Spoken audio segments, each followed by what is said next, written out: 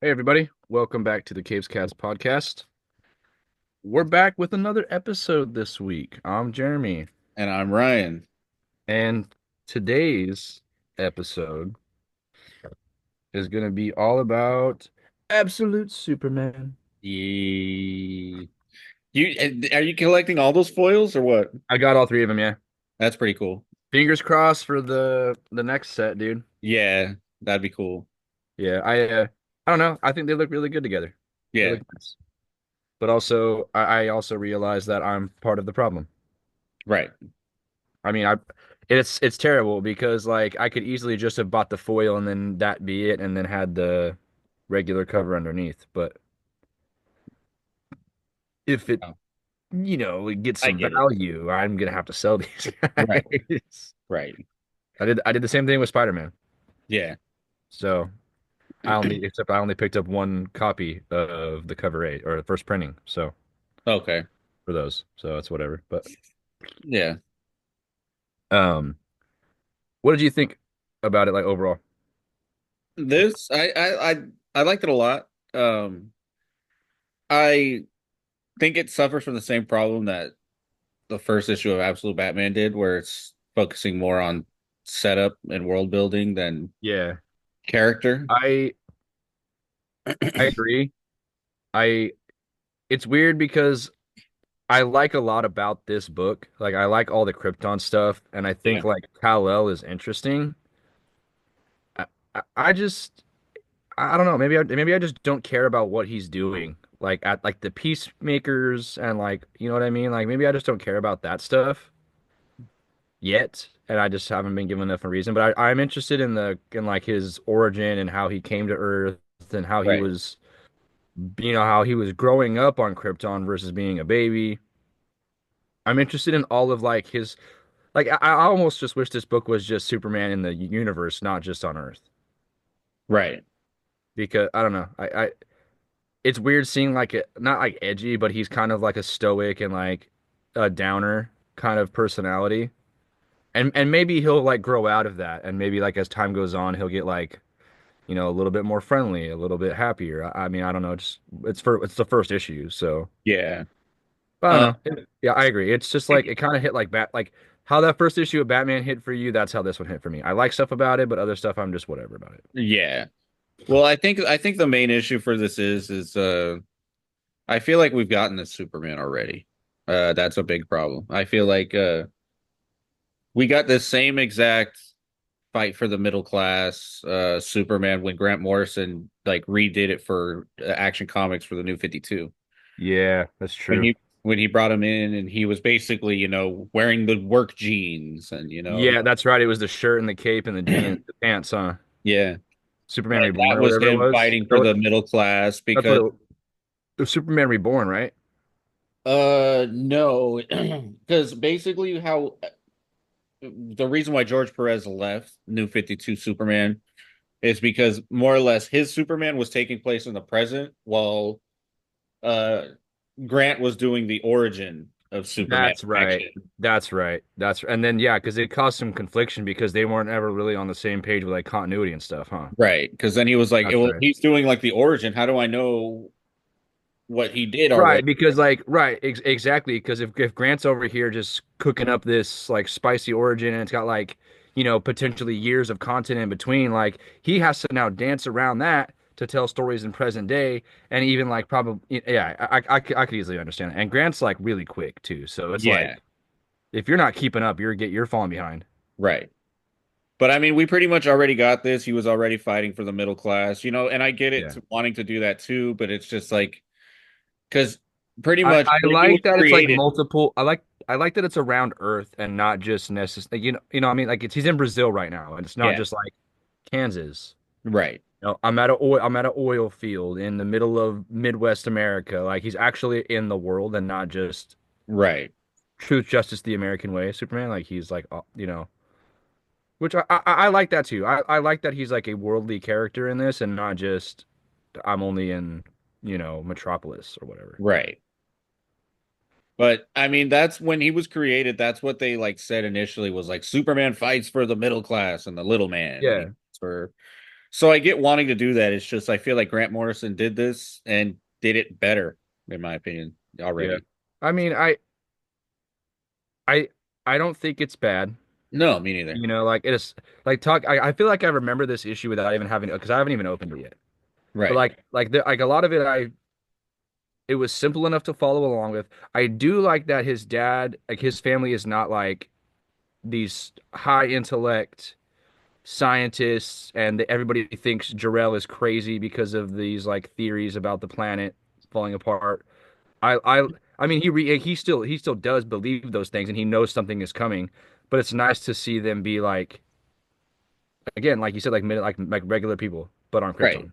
They're just like Yeah. general working class people like his family works in the fields, you know, like But it kind of stays in line with like absolute Batman, right? Like like yeah. Thomas Wayne was just a simple school teacher. He never was Well, right. I mean, exactly, and it falls in line with Diana too. Like, her, her parent, her mother, it was not a, is not a goddess. She was orphaned basically, and then thrown into the pits of hell to die.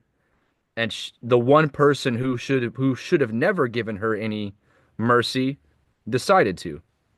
yeah. Like so I like that the theme is really consistent with like no hope, you know, like more chaos, like a more chaos energy is what they keep saying because like because this is dark side and everything. But yeah, I do like that the themes are consistent at least with the characters and that they're all like just not inferior versions of themselves, but like I don't, like not the most hopeful versions, I guess. Yeah. I So think the star of the show here is Rafa Sandoval's art. Rafa is killing it. He's yeah, we knew he would. He did incredible with, House of Brainiac and Phil Kennedy Johnson action stuff. So it's the one complaint I have with Rafa's art in this issue is it's the first time when you see like the peacemakers unload on Superman and he yeah, like it's like the full page of him in the suit. yeah. There is a really, really bad case of Liefeld face on that dude. Liefeld phase. Yeah. It's like Oh, I it's see it. Yeah. like Yeah, I could see that. like the eyes I think look fine, but like the nose down, it's just like it just I just see Liefeld. I don't see Rafa Sandoval right there. Yeah, I could see that. Maybe that, yeah. But like the colors look phenomenal. I think the color like the really muted tones minus like the gunfire and then like the sun energy from his gauntlets and stuff. Yeah, I think that's really cool. right. Like I like the more muted colors. Um and this is kind of like did he go like Super Saiyan kind of What do you for a mean? moment? Like when he It, uses heat vision, he's like all yellow in one of these panels. it is he? Let's see. Like when he's like charging up and then like I know he Kal-El. does that like solar flare thing. Yeah, like it's one of the it's like he does like it says like "foom" or whatever it is, like and it shows him in the back in the Yeah, word, and then there's like the panel of the Peacemaker, there's the panel of the X-Ray, and then there's like him. It's like his suit is reacting to it, and he's just like bright yellow and orange. yeah. Let me see Yeah, that, that is weird. That is weird. dude. Let me see that. Give me like Super Saiyan Kal-El, whatever. Yeah, You I know what think I it's mean? pretty cool. I mean, and I like the idea too that Now, his suit is like is it bad that I kind of almost want this to be like a like Dragon Ball? I mean, it's only a matter of time, right? You know I what I mean, mean? Like Superman comes to Earth, he's the only one here, whatever. I feel And like then My like Adventures of Superman is already doing that though. But shoot, my battery's running low. oh no, dude, go get your. Let me go get my charger. But here I'm gonna show you. There's this one panel in here. Save this for Jeremy when he gets back because it just hit too close to home. All right, I'm back. That didn't take that long. Yeah. All Well, right. there was this one. I feel like just it just fit so well with what's going on today. Was when after his suit's like telling him to calm down and stuff after doing that. Mhm. Just I don't know, it just feels like it just hits harder nowadays, but it just says you must never forget the lessons of Krypton. Some worlds simply cannot be saved, not from themselves. And it's like, Yeah. whew, right now that's hitting different nowadays. Yeah, I mean, and here's the thing is like we don't have to spend a lot of time like talking about the state of the world and all that stuff. Yeah, But yeah, like lines like that do kind of hit harder these days, and a lot and like kind of like I've been thinking a lot recently about like Philip Kennedy Johnson's Superman run yeah, and just like some of the lines in there and like some of the moments. It's like we really don't have any but like not even like a single person. I don't think in this world that would like could even like we could even compare to a Superman. right. Like yeah, you don't even have to be super. Just like you know what I mean? Just like be good. Yeah, Like the rest of us already have like you know what I mean? Like there is not a single person, I don't think in any like political stage, in any big industry that is actually out there trying to like better the world in every possible chance, every way that they can. Like right. it sucks, dude. Yep. You know what I mean? So like, there's a reason why characters like Superman like regardless of constant reinvention after constant reinvention, the core stays the same because it's just about being good Yep. and wanting everybody to be better and be good together. Right. And I mean, Superman's iconic, bro. Like, and like, and even in worlds like this where there's like no hope for him and really all hope is stripped away, he's still trying to be good. Yeah. He is that light. Yeah. Hey, man. Superman's cool. But yeah, I don't know. I think this book is going to be really, really consistent, regardless of like the quality of it as a whole. I have a feel, because I feel like that's something Jason Aaron is really good at. Right. Regardless of whether you like something that he's done or not, like this Thor run, it's it's consistent all the way through. Basically like a lot of the same consistent themes, and as the book evolves and characters are rotated in and out and things happen, like there's still a lot like the core of the character is still there and doesn't feel like it's too different. Right.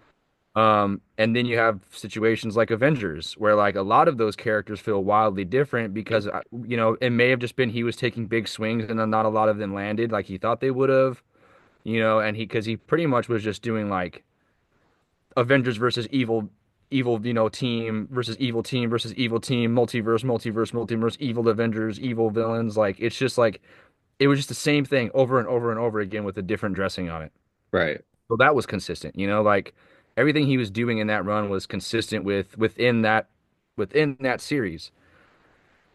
Because I mean, how many times have we had runs like in the last several years from Marvel or DC where they're just literally all over the place in Right. tone, in like genre, in like characterization, in art, like you know.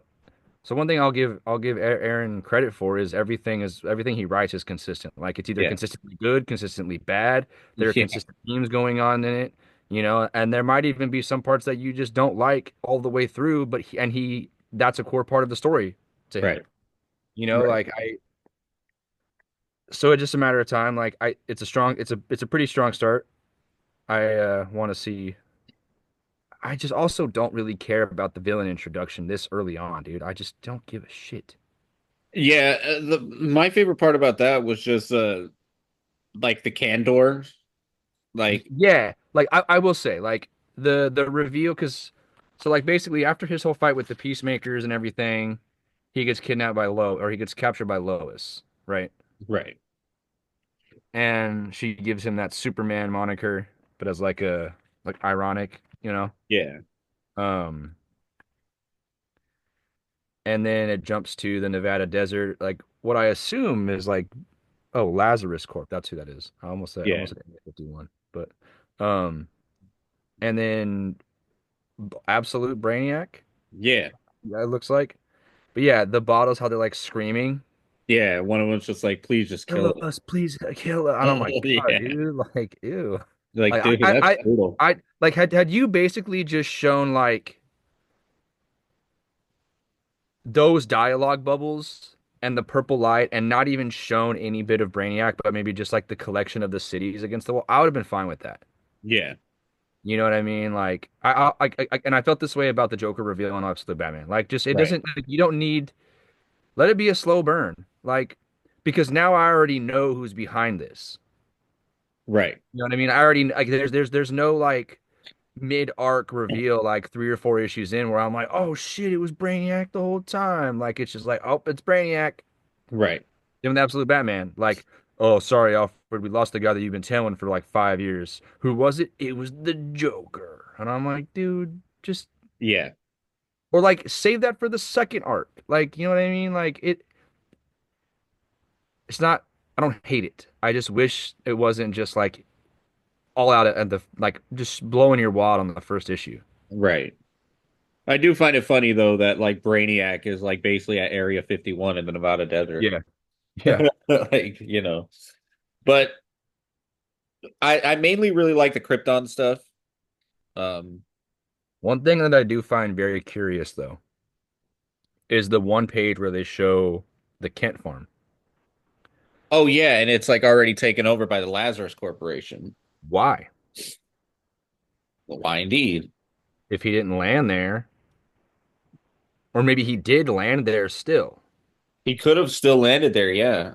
And maybe They found a ooh, spaceship there. what if it killed the Kents and it didn't Yeah, they didn't save them, bro? right. That Oh. could be it too. I didn't put much thought into this page until like literally right now. Okay. Yeah, See, another thing to be interested in. Like it's like little stuff like this. Like because clearly it was deserving of an entire page right, and it's owned by the people that Brainiac is working for if he's not the one who runs that whole show. You know, like so I'm curious about that too. right, Weird. I'm just curious about the stuff that doesn't involve him actually fighting the villain. right.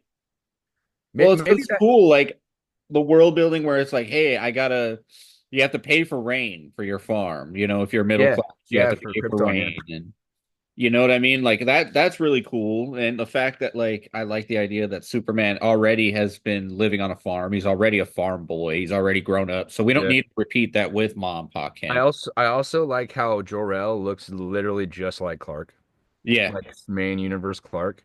I thought that was a nice touch. It's like it's like Bardock. Bardock Yeah. and I'm like telling you, man, I'm telling you, if like within the first year I get like an evil brother or like an evil oh like yeah. cousin Yeah. from Krypton who like they comes to Earth and realizes that he has powers. Yeah. Just let it happen. I'm gonna just let it happen, dude. Just keep Yeah. going. Brainiac can be Frieza for a little while if that's what you Yeah. want to. Let That'd be Brainiac cool. go. Let Brainiac go through 4 forms, and let Super Saiyan Kal-El fight That'd him be cool. That'd be on a cool. random planet not called Namek. Yeah. You know what I mean? Like if you want to go full Dragon Ball, let's do it, Aaron. I'm down. I'll. This could be one of my favorite books, dude. Yeah. Well, what do you think about this? Because basically it kind of implies that he doesn't absorb sunlight himself. It's basically saying that the suit It's like the absorbs it. suit, yeah. So Yeah, I don't know. But how does that explain like his ability? Does those like is it not him? Is it just the suit that gives him that ability? maybe he Because doesn't know how to siphon it himself yet, or maybe because it because seems like I he doesn't know his own power yet. Like, right because like when he's um I thought there was a point where it talked like where the suit was talking to him basically saying like where is it?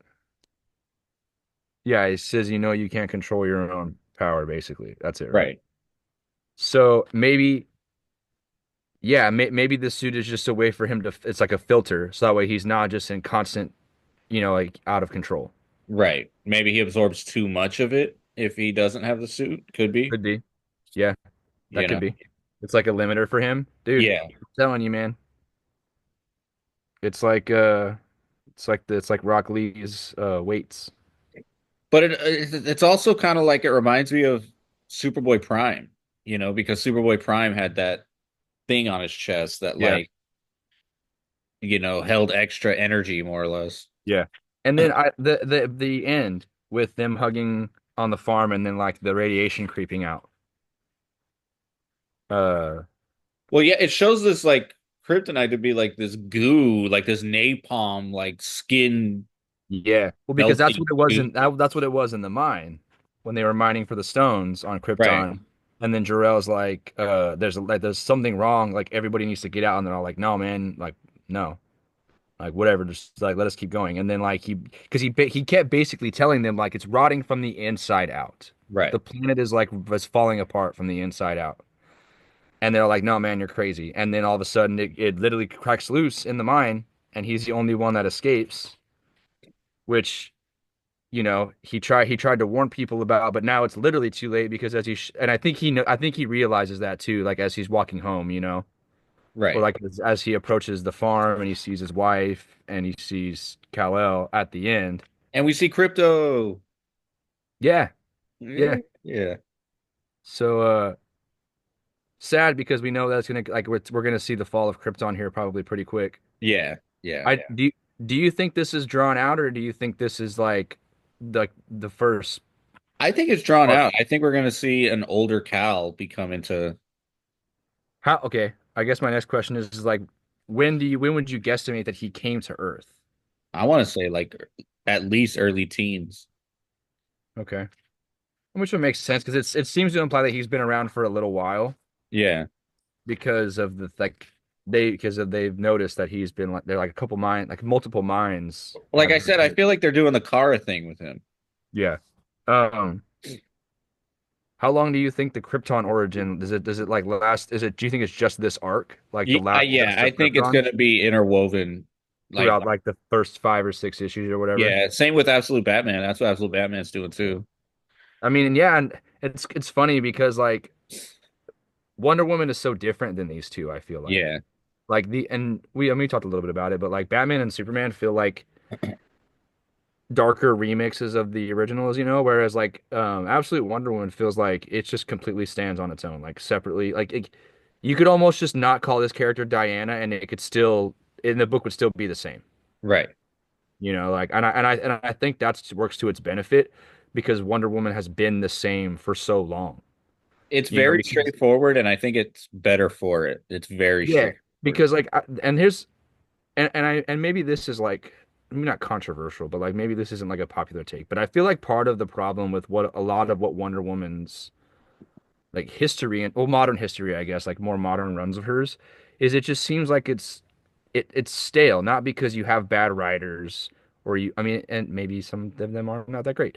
But Yeah. and you have some pretty decent artists that go up on that book, but like it seems like a lot of them don't have any long-term plans for Diana or like other than like let's touch on the gods a little bit. Okay, let's touch on her being on Earth and just doing stuff in the city.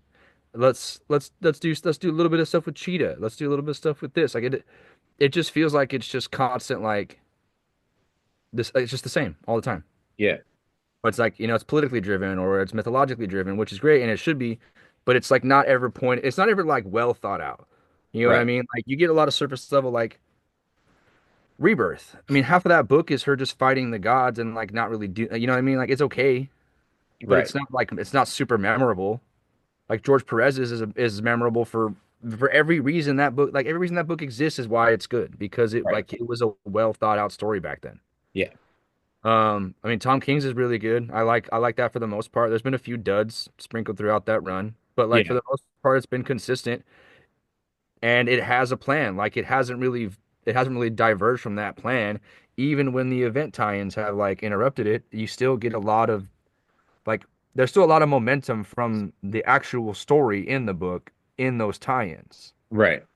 So I don't know. I'm just glad this book exists, bro. It's all of these books are good, but Wonder Woman is my favorite for sure. Yeah. That's easily my favorite out of the three. I- Dude, I just I I don't know. keep I looking just at feel this. like it's so much better because it just focused on Diana.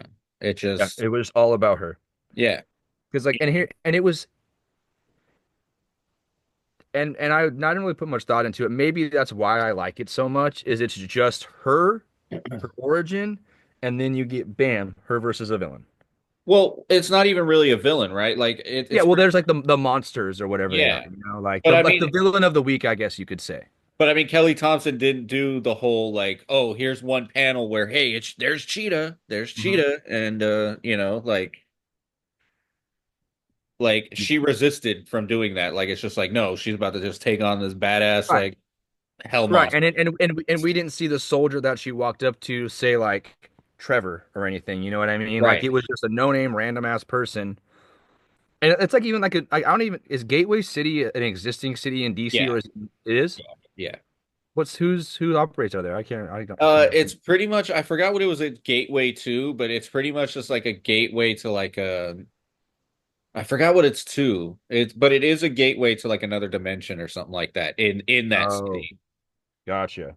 Um, but I just forget where. And Kelly Thompson pretty much just kind of took that and plucked it.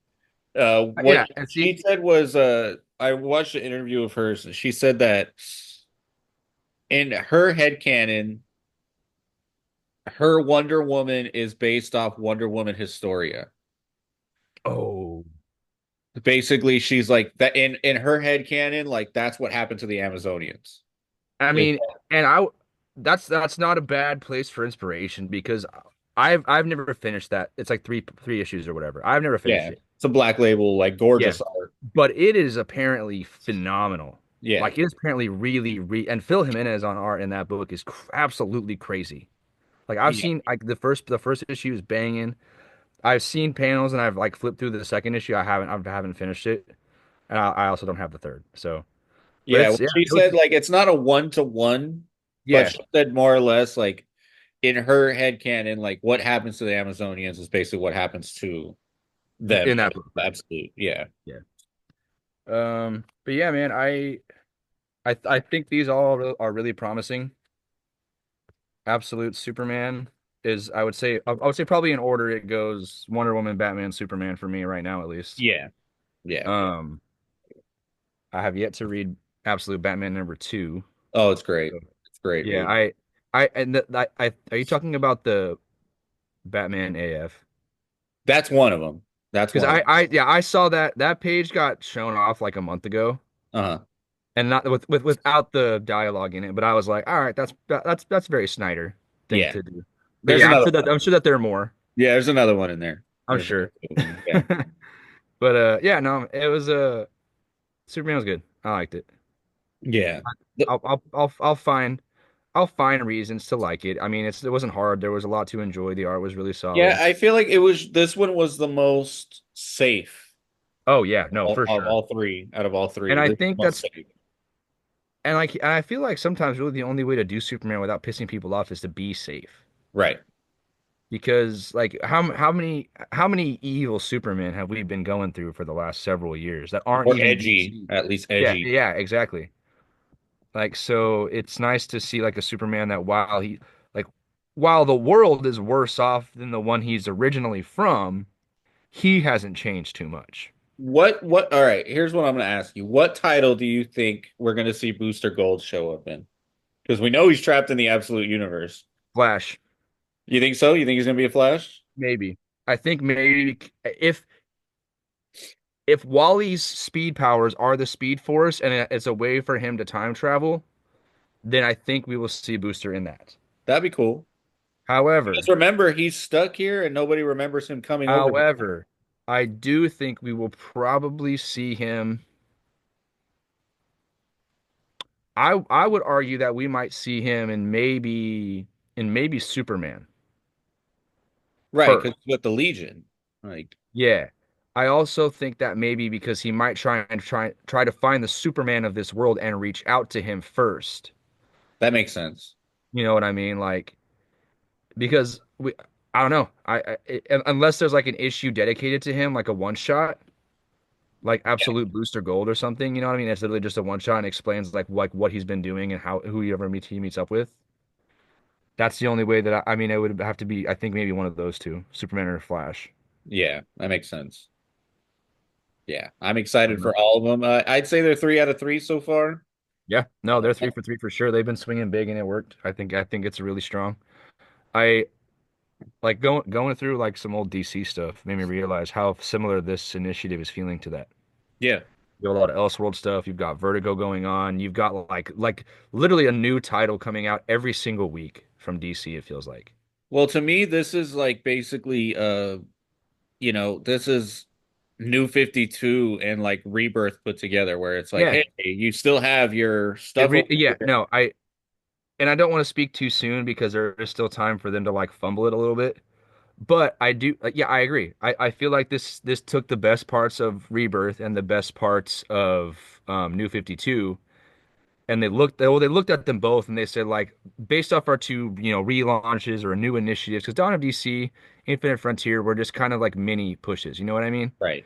You had a couple new books, some creative changes, but overall, like there wasn't the big sweeping line wide changes like there is here. Yeah. Um, yeah, this feels a lot like both of those, and maybe that's maybe the reason it feels that way is because they looked at those two initiatives and said we need to figure out what we did wrong.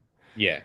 People want more books from us. They want titles from other characters, so let's do that, even if it's a limited series here, a limited series there, or a year-long run, and then you get a 6-month break in another year. Like it's there's ways to do it and keep and get new readers in and keep existing readers, or even get readers who fell off to come back because now their favorite character has a book again. Yeah. Exactly. Like, and it's funny because like I've had a few people like talking to me like, dude, did you hear Al Ewing's writing Metamorpho? I said, of course. I said, I don't really Metamorpho's never been on my radar, but I'm reading that book.